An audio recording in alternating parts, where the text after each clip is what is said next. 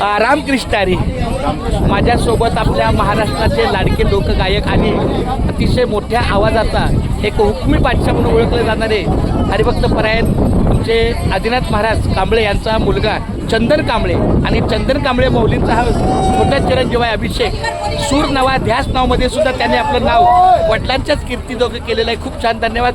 वाटचालीमध्ये ते यमाई शिवरीचे आपल्या दुपारच्या टप्प्याला सहज त्यांची भेट झाली. दिंडीची गाडी पाहिली, पण मला वाटतं गाडी पण पाहणं गरजेचं आहे आणि 2 घास खाणंही गरजेचं आहे. पण तो धावत्या भेटेमध्ये आला, काय हरकत नाही. त्याच्या सोबतीला त्यांचे सहकारी आहेत.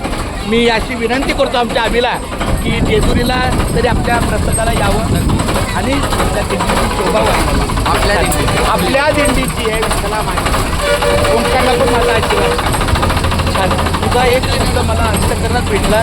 तू कदाचित तू सहज बोलला असशील, पण तू सूर नवा ह्याच नावामध्ये माऊलीला काय मागितला, तो ओंकारचा आवाज होणार. हा शब्द माझ्या अंतकरणात भेटला. तिथं त्याने माझ्या मनात म्हणजे हा गायक जरी मोठा 19-20 झाला तरी व्यक्ती म्हणून फार चांगला आहे.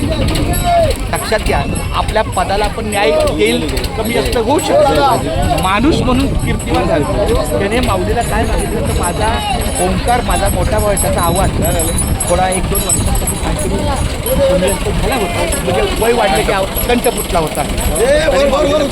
खूप छान. चला, आदिनाथ महाराजांना माझा रामकृष्ण हरी, चंदन माऊलींना माझा प्रेमपूर्वक नमस्कार आणि अभिषेक आणि ओंकारला माझा Ramkrishna Hari. God bless you. व्यक्ती म्हणून सतत चांगला राहणार. काय आपल्या पदाला काय मार्क कमी पडते, पण व्यक्ती म्हणून सतत मी व्यक्ती म्हणून चांगला राहणार. रामकृष्ण हरी बोला. रामकृष्ण हरी.